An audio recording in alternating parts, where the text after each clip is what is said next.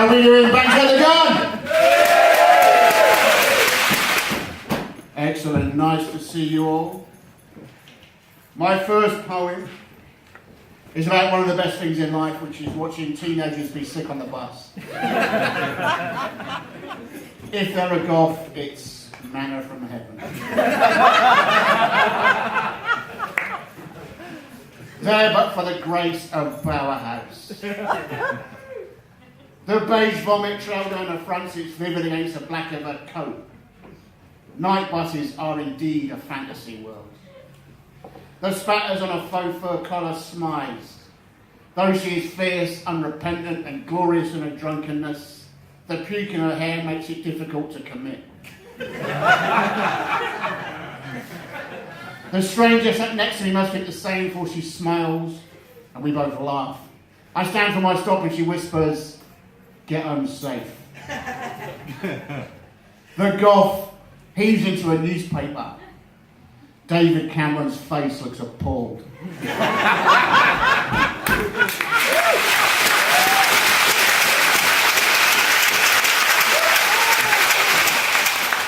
So my name is Tim Wells. I've been doing working class spoken word since before hip hop. Imagine that. That's a one-man show, isn't it?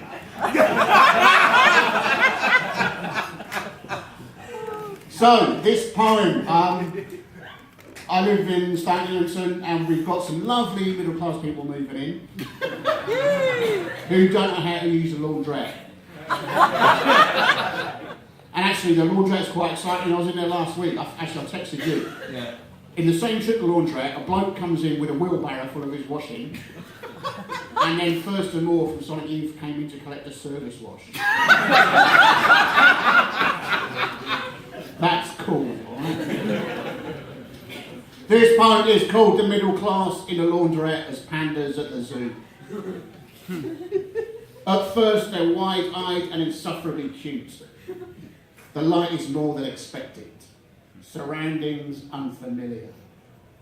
They tread gingerly, touch machines and wash baskets gently. The soap powder box might as well be an ice block containing pear chunks. Them working out where the coins go will be shared on YouTube by Japanese girls for months. Their cute middle-class faces of awe, memed, t-shirted and tea-toweled. They actually read washing instructions on labels, use fabric softener and turn up without the correct coins. Oh, the joy of the what to do till the Turkish lady sorts them change and explains a service wash. I can't afford the zoo these days, but I surely rinse my smalls.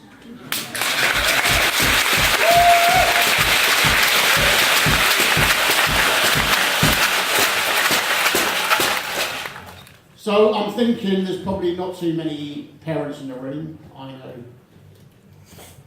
Definitely. Yes. And a mother-to-be. What fun. Oh. So this poem is something you've all got to look forward to. And this is called "The Horror of Your Daughter's New Boyfriend Turning Up Wearing Green Suede Cuban Heels."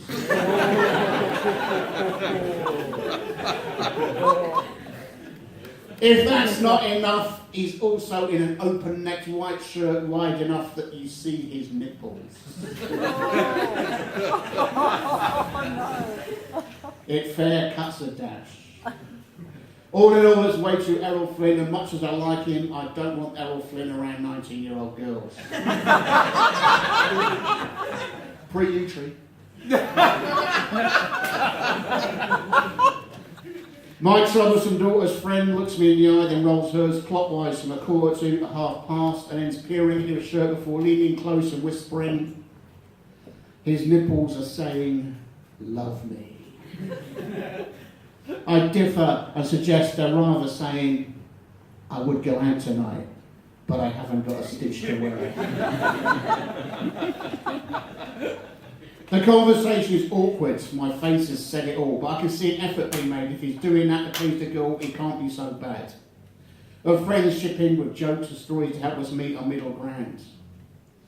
Beer makes company amiable, and Concord established I'm thinking he'll reconsider the shoes in the future. Mid-joke, he mistakenly lifts and drains my pint. My face moves from 1950s disapproving dad to medieval. Later that week, a shirt is torn in the laundry. Toast falls on suede. Butter side down.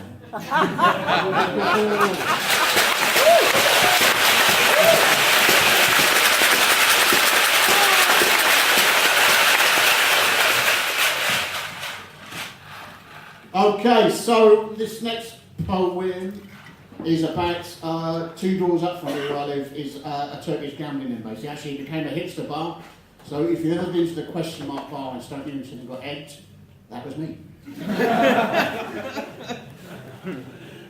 And this is called a rougher version. That time in Efes when a killer strolled in, I'm sure Mehmet saw it coming because he blanched.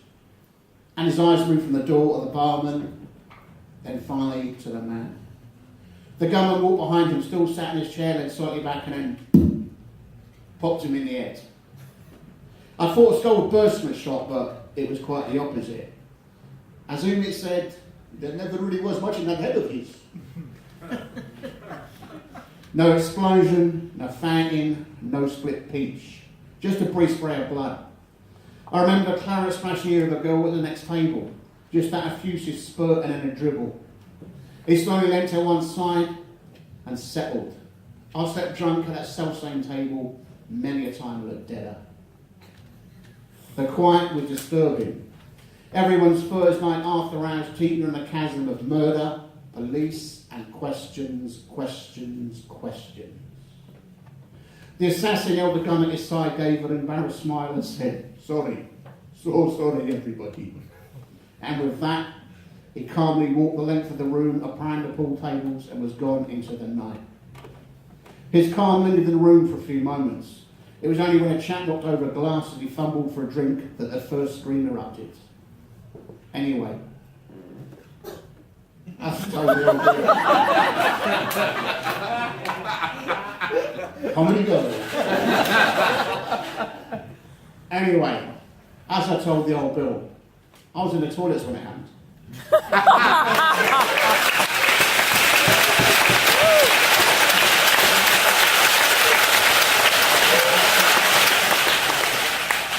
Okay, we can have Sherlock Holmes.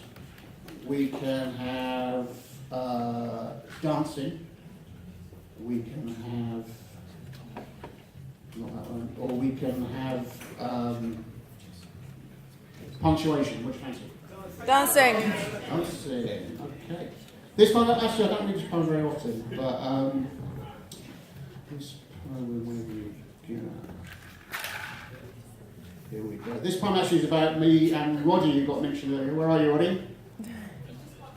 He's just popped out. We drove him to it. As well we might.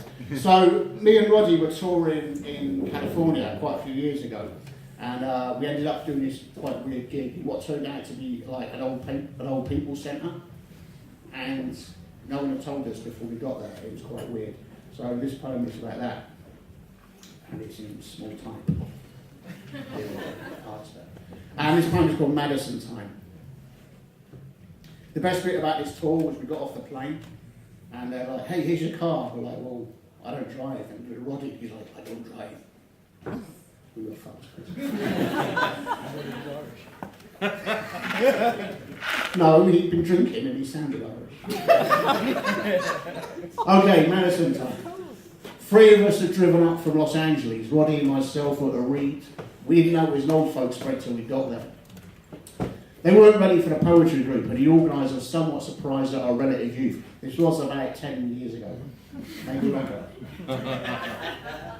It seemed that up until then he'd had no competition for the affections of the ladies. I can't speak for Roddy, but I had no intention of giving him any. Roddy did his windmill bar bit and smoked. I'd been looking forward to a drink at the bar, but there wasn't one. So I killed time looking at the notice board instead. The plugs were mainly dead women's belongings and burial plots. I'd have settled for a whiskey mac. I heard music from down the corridor, and so far it had been the only sign of life being lived, so I went to see what was happening. Looking into a room, I saw a gaggle of 50-something-year-old Koreans circling in time, mostly to music spun on an old dance set type disc record player. There were 2 couples and a dozen single women who had to dance alone. Their empty arms held onto partners they craved, lost, or never had. There they were, shuffling around the room, alone as the Korean boss lady barks, 1, 2, 3, 4, 1, 2, 3, 4. They were preparing for an America that had died with JFK, only no one had told them. I put my face to the glass of the door and waved. Most just looked at their feet as they 1, 2, 3, forward around the room. One lone woman though, she looked back, smiled, then waved back. I felt better. If no one could howl and kill for the song in their heart, here at least was a soul whistling the refrain. Next door, the poets were solving the problems of the world. None of them was dancing.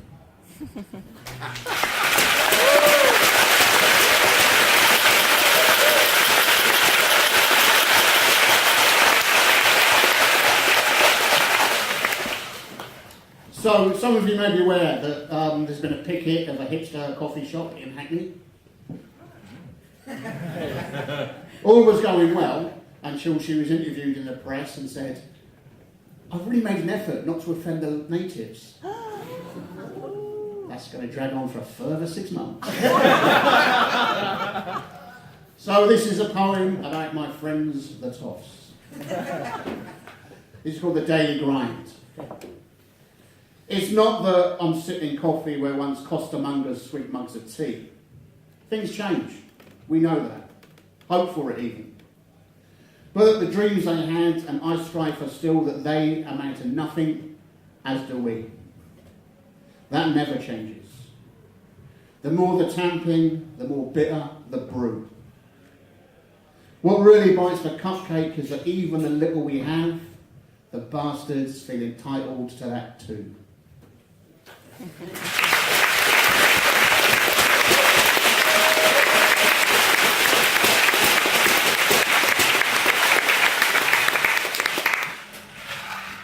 Okay, as Phil has complained about me in an awful impression of me, this is a longer poem for me. It's not 4 pages, it's only that, and that's big type. And we've got a few musicians in the room, which is always nice. So, fair play musicians, we love you. Apart from you, Nick. This one is called Black Echoes, and it's kind of it's about me at school basically. And Black Echoes was a music newspaper. It was like reggae and soul music. When I hugged little Lorna, little, because she had a shorter afro and smaller attributes than big Lorna. When I hugged little Lorna close at the school disco, it was to Lovers Rock. Lovers Rock, that's Philly soul kissing jam band sounds and teetering around Ridley Road on platform sold with a throw pick stuck in a do. Part of my growing up, and the cities, and so the countries too. It was a sound drawn from many places, but a sound all England's own. I'm in love with the dreadlocks down Lorna into my ear as we rocked gently. At that, she rubbed my close crop barnet. At that, we laughed, and that's how it was. Even at school, we could see that black in a song could be poor anywhere. Kingston, Detroit, Memphis, even here in London. Here in London. We didn't need sociology lessons to draw this lesson, which is just as well because we had no sociology lessons. Just hard knocks, hard times, and hard cheese. Even now, people find it strange that 70s English kids spent the money grafted from paper rounds, playground spieling, and Sunday market stalling on reggae. But reggae was a soundtrack to our no future, no ball games, no more heroes anymore. We heard it everywhere. It kept the prog-loving kids well away from us. Not that Hackney had an abundance of posh kids, or progression. Love isn't even what I liked. Not that any of us reverse loving, there was precious little. My tunes are serious Joe Gibbs 7s on Crazy Joe, Town and Country, Heavy Duty. But what sort of girl is going to rub it up to heavy manners, call out son, no bones for the dogs? It's a serious thing. And even if little Lorna was also kissing up my top spar behind the bins, ain't it right that China should share? There was always Lois, Lorraine or Loretta. And as for lovers, I've seen cheating, beating and stabbing plenty time. Been part and party to it all, but never then nor now to so sweet a beat.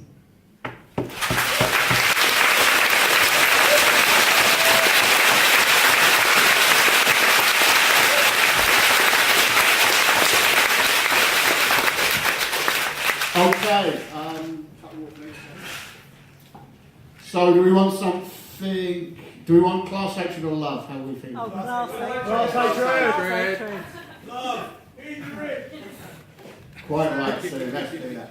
So, oh yes. The thing is, I used to have a middle class girlfriend. I didn't hate her for it, I hated myself.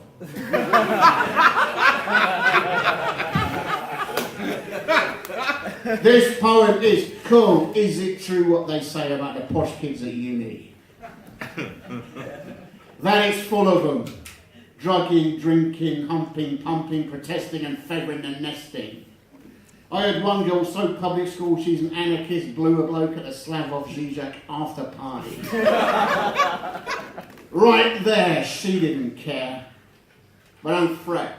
In a couple of years she'll be in a media, an estate agent, a banker. Then we'll all get fucked.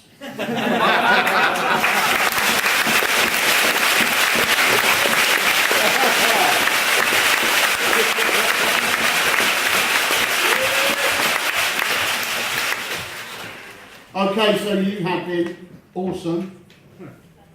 And this is my last poem. And this is called Space. It's not about Star Trek, so can't wait. I'm good. So, actually, to be honest, I was always war films, sci-fi, war films. That's where it was. So, in the Second World War, my grandfather served in submarines. He said that they stank. The men sweated all the time, and sweat and condensation dripped from everything. From the bunks, from the metal, from the light bulbs, from the very men themselves, the air was rank and heavy and intense like the ball that smeared everything. Mostly men just lay in their bunks. There were two men to a bunk, one awake at his post, the other sleeping, a constant turn around so the beds never got cold and the lice never went hungry. Above my grandfather's bunk he stuck a picture.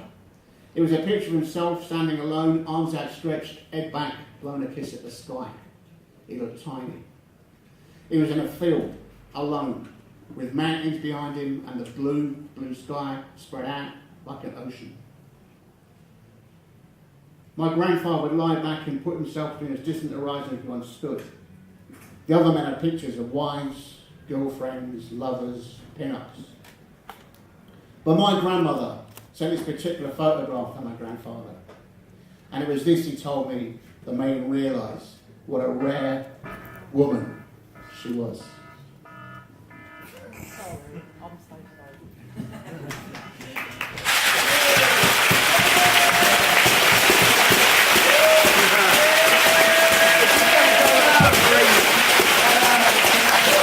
Look at that, he just rolled a packet of Space Raiders. And the place goes berserk. Epsom. I'm sorry. Epsom. Do we want one more? Yeah! The thing is, this is my bag because Rodney was complaining that he always hears Epsom. If I'll find a poem that Phil, I'll find it if Phil you come up and do a quick poem whilst I'm dicking around. Alright. Where's your luggage? Oh, come and find it. You just come and do a poem. Whilst you're pouncing about, I'll tell a quick joke. What's large, grey, and doesn't matter? And irrelevant. Okay. They've all grown up in the Beano. Dennis the Menace has got pubic hair. Biffo is willing to anarchy now, more of a punk than a bear. Lord Snooty's a High Court judge, taking bribes from a Zurich bank. Had a run in with the Inland Revenue when he sold Bunkerton Castle to the Yanks. Grandpa is at last 6 foot under. Roger the Dodger's in the SPG, now dodging charges for murder, but Lord Snooty will help him, you'll see. The Free Bears are on racks in Harrods because Hanky shot them at last.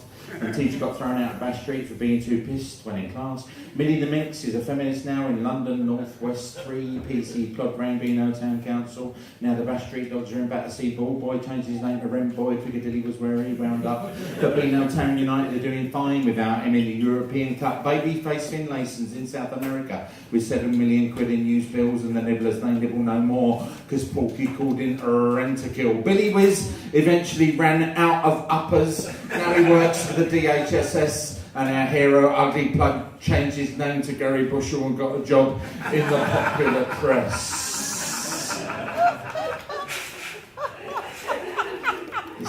This poem I do as a kind of, I'm trying to fend off Alzheimer's, and I always thought, this is the first thing I ever performed in public 30 years ago. 31. Well, 31 years ago. Fuck you, sir.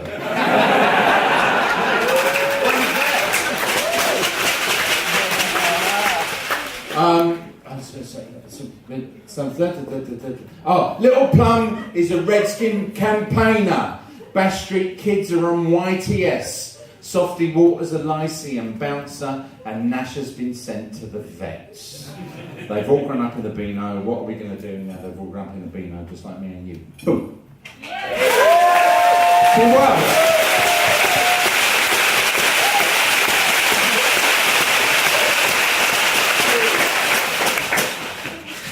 Yep, 31 years of getting together. There we are. The fucking Sunshine Boys. Enter! Okay, by unpopular demand.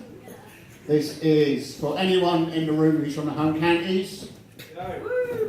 There's no shakers now, is there?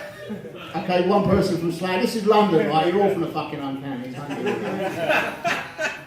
Bristol. Tell us what that is, Tom Wells. It's in Surrey. Yeah, no, around about, where else? It's the town of Epsom.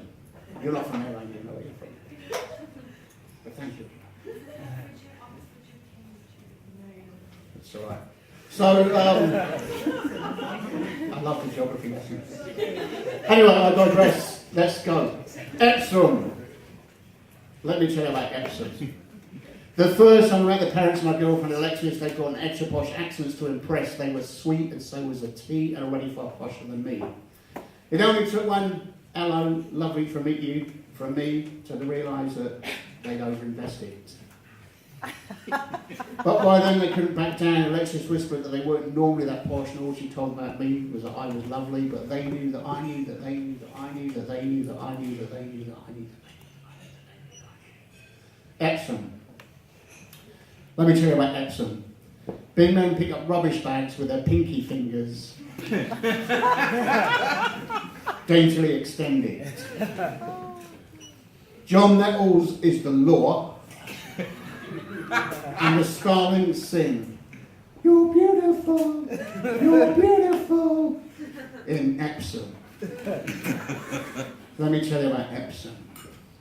I bought my girl chocolates. There were conscious chocolates, green and blacks and Caesar change and pristine shots, middle class chocolates with centres such as the better part of town, a good college, and a bit of rough.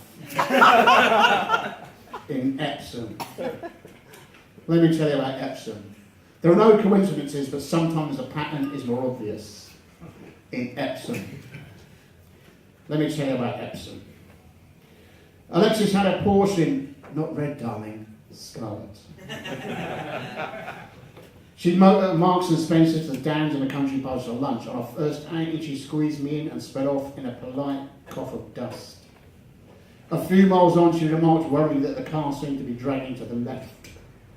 She drove a bit further and then pulled over. She walked around the sports stub but could not find fault, drove further and said that the car was still not right.